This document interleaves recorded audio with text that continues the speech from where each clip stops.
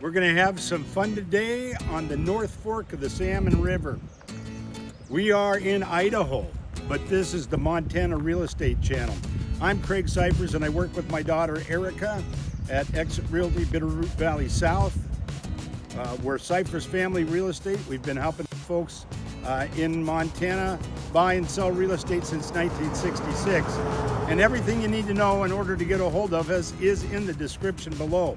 And we like to go out and check out neighborhoods, communities, go about telling people about lifestyle and culture in Montana. And we're just not terribly far, about an hour outside of Hamilton, Montana. And but we're in Idaho, and we don't want to walk or tread on the toes of my friend Reed Wilson, who handles North Idaho. That's over in the Coeur d'Alene and Sandpoint area. But if you are interested in knowing more about Montana real estate and the things to do when you are in Montana, please get a hold of us. If you like our content, be sure to subscribe, like, and share. But today, we're gonna hit the North Fork of the Salmon River. So we are in North Fork, Idaho, and let's go out and check it out.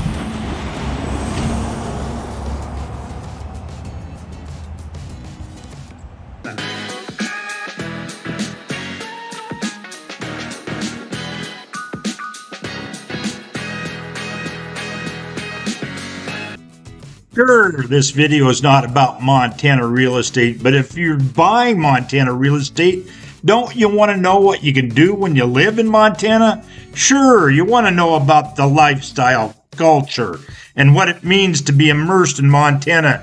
And a cool thing to do is raft some whitewater. So we're just across the border today in Idaho, and we're going to float the Salmon River. We have a ton of videos that discuss specific elements of real estate in Montana, including communities and neighborhoods. We talk about price points and market conditions, but we're going to enjoy a float today. Stop and have some lunch and learn about the gold along this river. Hope you enjoy it, but stay with us through the entire thing. Here we are, getting ready to go down the river. Stay with us, come on.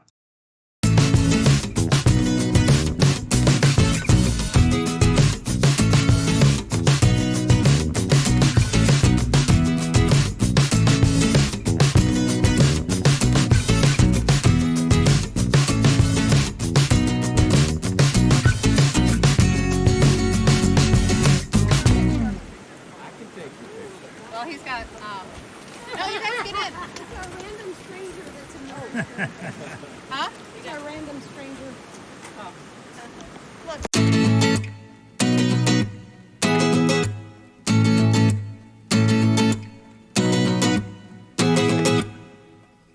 As I mentioned, we're a little ways over the Montana-Idaho border, and the upper reaches of the river you saw were pretty mild, but as the river moves further down the canyon, the water gets more intense, and you have great wildlife views, just like these mountain sheep here, and there are also tons of bald eagles along the way.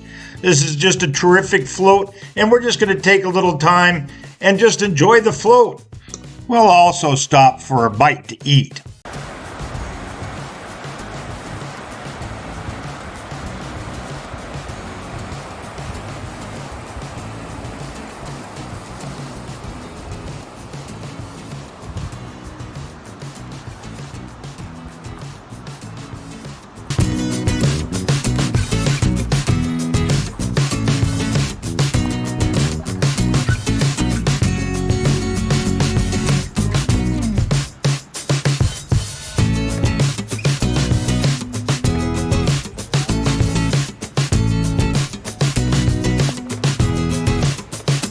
Erica.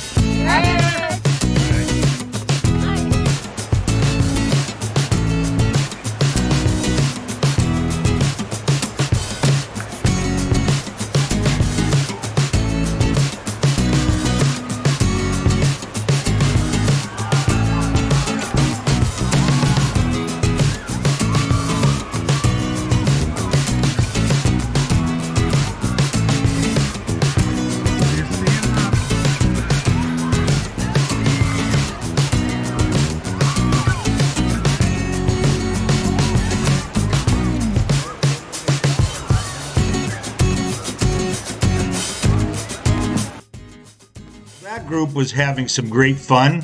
They were just floating on what appears to be huge air mattresses. Now, Montana has plenty of great rivers, including the Beaverhead, the Big Hole, the Bitterroot, just to name a few, and most are blue ribbon trout streams. And you get some whitewater on the Flathead River and a few spots on the Clark Fork.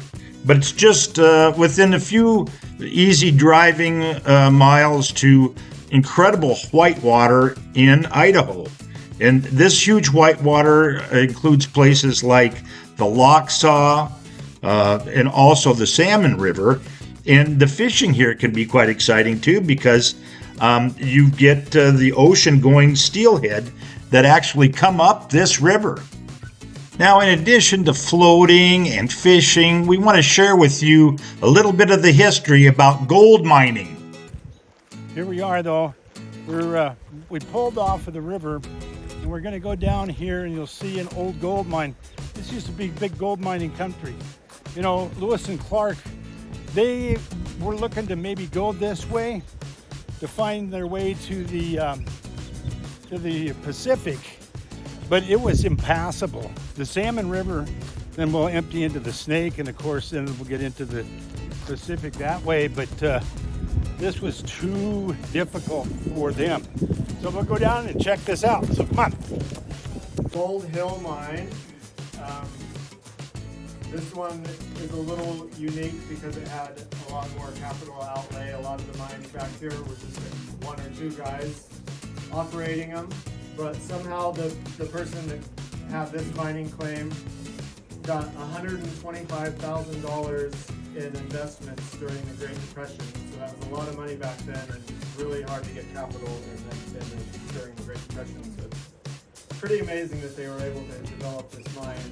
And apparently, a week after they got it developed, all the ore played out. So they spent all that money and they never recovered it. Around here, this would have been a gold mine, and most of these mines around here are mostly looking for gold. And there wasn't like, you wouldn't find big nuggets or veins of gold around here. It would mostly be embedded in rock. You know, it's associated with quartz veins a lot around here, so somebody would find a quartz vein and use it to mine. The way that they would find gold is they would use a gold pan, and we'll give you guys a little gold panning demonstration in a few minutes. And so they would start usually like at the mouth of a creek and gold pan, and if they found some good color, then they would keep moving upstream. And once they got to a point where they didn't find any more gold, they would know that that gold that they've been finding was coming down one of the side streams. So they would follow that stream up until they would try to find the source of the gold. Back then they had a few ways of processing the ore. They had these things, I can't even barely lift. And it would have been on a thing like this called a knuckle duster. So they would get pieces of ore, and so this is just small pieces, but it would be on a larger scale, and crush it into this stuff that they would be able to use a gold pan to get the gold out, or a sluice box, which is just kind of a thing that runs water over it, and it's got little cleats in it and a belt to catch all the gold pieces. When they would go back into these mines, they would use these things to drill to put dynamite in holes. And so this is called, I think, a double jack. So this is a two-man deal. And so you get a hole started in the rock, and then your partner would hit the other end of it with a sledgehammer. Oh, you gotta have a lot of trust there. Yeah, and they'd also be doing it in the dark. There used to be, so there's this candle here. So each miner would get 3 candles per day, and they would work 12-hour shifts in the mines. And one of these candles would last about an hour, 45 minutes to an hour. So they would light their candle, get their hole started, and then blow out the candle because they don't have enough light for the whole 12 hours. So not only you have your partners hitting this with a sledgehammer, it's also dark while you're doing it. Oh my God. And then there's also a single jack that just one man would be using, so you'd be in there all by yourself. There's a mine across the river that somebody said one man built 3 miles of tunnel just using a single jet. So you drill a hole into the wall and then pack it with dynamite and blow it up.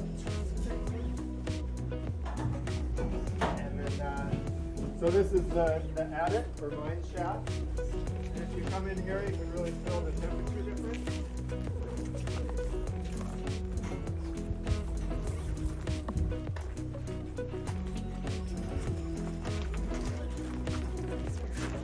How it does. Wow. Cave dwellers say that once you live in a cave, you can never go back to a house. Warm in the winter and cool in the summer. Just gotta wash your head.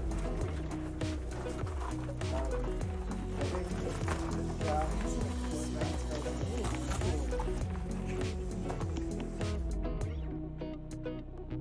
And you can buy photos that are taken while you're taking your raft trip.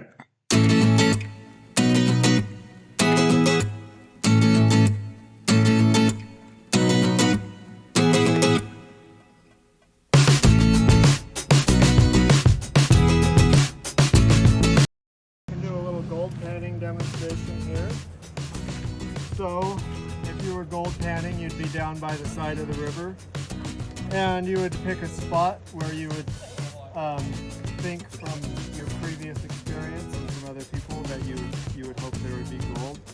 Gold is heavier than all of the other minerals, so it sinks out of the water column first. And so you would look for places like behind big rocks where there would have been like an eddy that would settled all the gold into one place, and then you dig yourself out a big shovel full into your gold pan, and then you kind of just squish it back and forth and get all the lighter stuff out of there.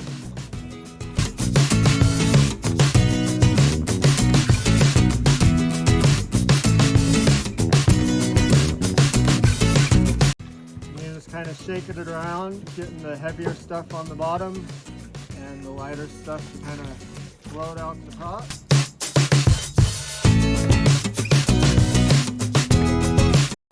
There's other things that look like gold that aren't. So there's like mica and iron pyrite. And the way that you can tell the difference is gold still has a luster when it's in the shadows.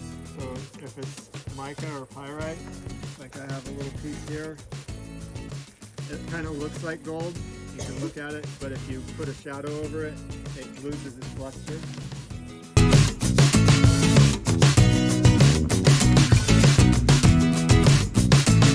I've got a few little flecks of gold in here.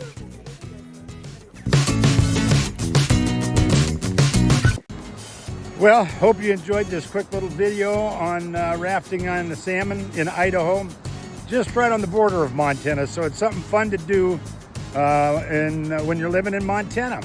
Remember to subscribe here, like and share our Montana Real Estate Channel videos, brought to you by Siphers Family Real Estate since 1966. We look forward to seeing you on the next video.